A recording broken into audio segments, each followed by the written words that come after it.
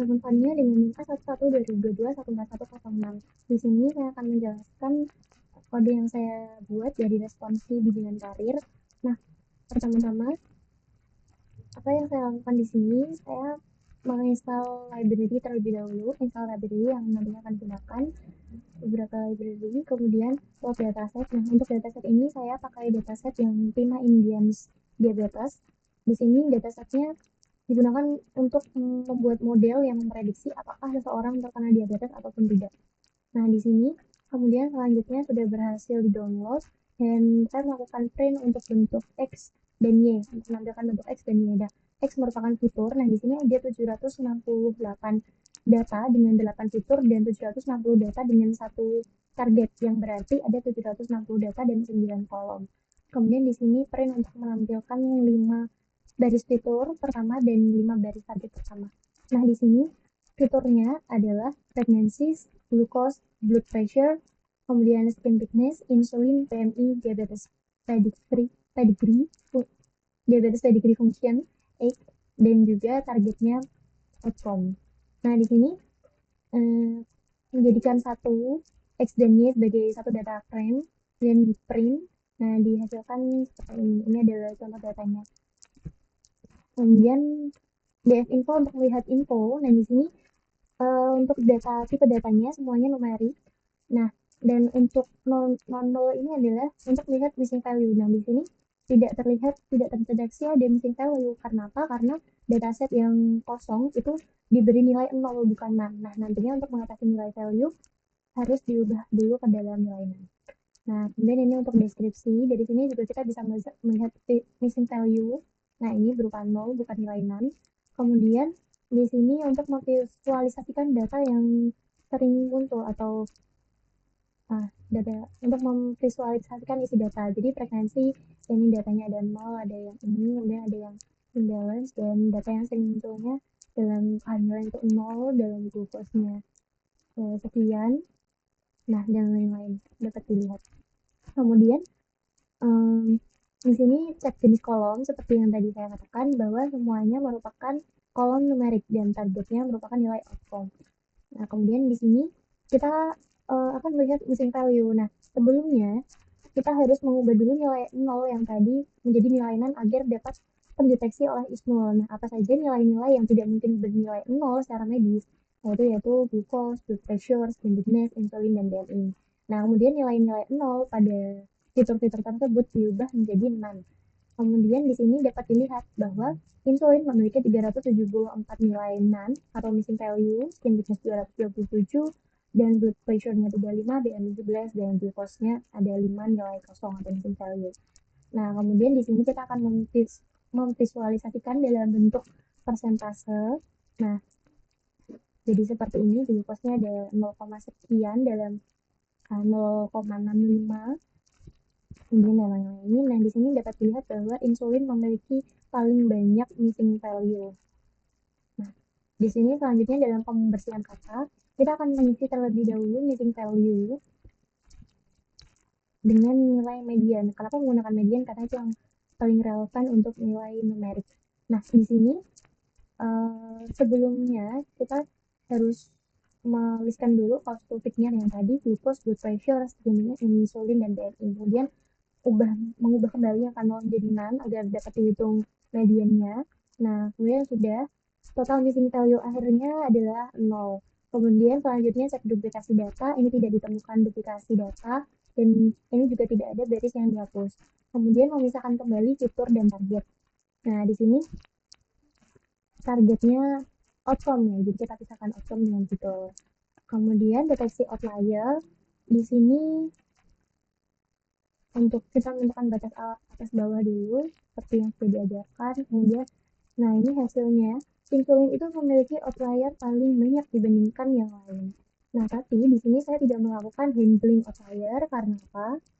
Karena nilai ekstrim pada data masih valid secara medis dan merepresentasikan kondisi nyata. Selain itu, model yang saya gunakan itu bersifat robust terhadap outlier sehingga penanganan khusus tidak diperlukan. Jadi saya tidak melakukan penanganan outlier. Oh ya, dan saya juga tidak melakukan encoding karena dataset sudah bernilai numerik. Nah, sudah memiliki tipe data numerik. Kemudian di sini ada heat map. Di sini tidak ada nilai redundan pada menunjukkan bahwa tidak terdapat nilai korelasi yang sangat tinggi antar fitur sehingga tidak ditemukan fitur yang bersifat redundan.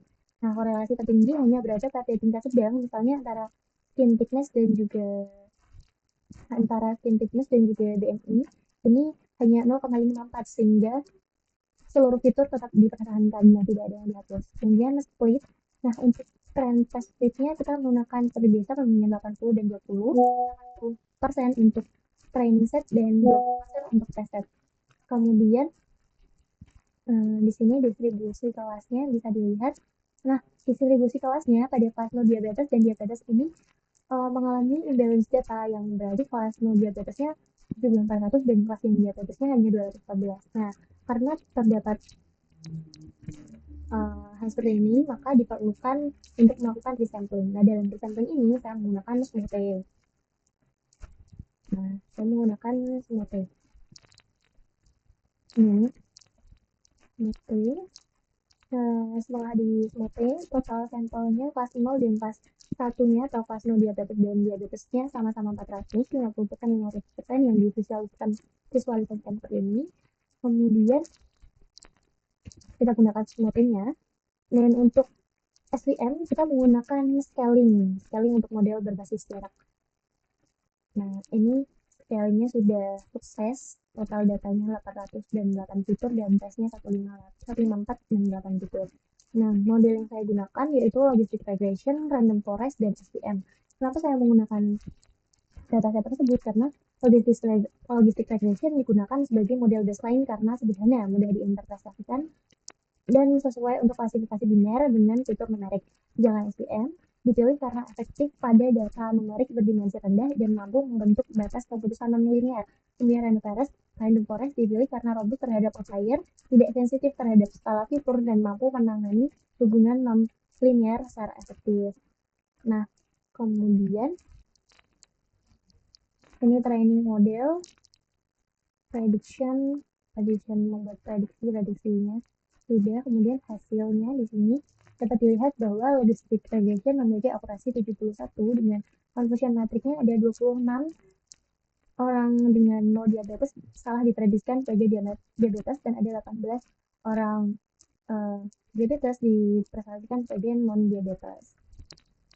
Kemudian di sini SVM memiliki akurasi yang lebih tinggi daripada yang tadi, selisih 1% saja. Di sini 72,08 dengan conversion matrixnya ada 23 no diabetes yang salah diprediksikan dan 20 diabetes yang salah diprediksikan sebagai no diabetes. Kemudian ada forest di sini memiliki akurasi yang tertinggi dengan 74,68% dan tingkat kesalahannya lebih rendah daripada dua dataset sebelumnya. Nah, ini ada no diabetes 22 no diabetes yang salah diprediksikan, kemudian 17 diabetes yang salah diprediksikan juga. Kemudian selanjutnya saya melakukan hiperparameter tuning untuk melihat apakah data yang dioptimasi, apakah model yang dioptimasi itu bekerja lebih baik ataupun tidak. Nah, di sini saya menggunakan grid search. Nah, sebelumnya saya melihat dulu random forest di tuningnya yaitu 75 di sini. Kemudian menggunakan parameter estimator maksud sekian. Kemudian random forest klasifikasi saya. Nah, kemudian ditemukan bahwa base estimatornya random forest classifier. Nah, di sini kita lihat base parameternya diperoleh max fitnya 0, max fiturnya 2, min sample-nya 1, min sample space-nya 2, dan estimatornya 200. Kemudian dievaluasi lagi. Nah, setelah dilakukan hiperparameter tuning, di sini akurasinya naik ya, sekitar 76-62%. Nah, confusion matrixnya pun juga mengalami penurunan dalam kesalahannya. Yang tadinya 22 salah diprediksi sekarang menjadi 21, dan diabetesnya yang tadi 17 sekarang menjadi 15 yang salah diprediksi sebagai non-diabetes. Nah, dapat dilihat perbandingannya semula 75,32 sekarang menjadi 76,62, naik sebesar 1,3%. Nah, di sini kesimpulannya, berdasarkan hasil eksperimen, proses hiperparameter tuning pada model random forest berhasil menaikkan performa model. Meskipun peningkatan yang diperoleh tidak terlalu besar, hasil ini menunjukkan bahwa pengaturan hiperparameter mampu memperbaiki kinerja model secara bertahap. Implikasi dari optimasi ini adalah model memiliki kemampuan generalisasi yang lebih baik terhadap data uji dengan konfigurasi parameter yang lebih seimbang antara kompleksitas dan stabilitas. Dengan demikian, model hasil optimasi dinilai lebih andal untuk digunakan dalam proses klasifikasi dibandingkan model sebelum optimasi. Nah, sekian presentasi dari saya. Wassalamualaikum warahmatullahi wabarakatuh.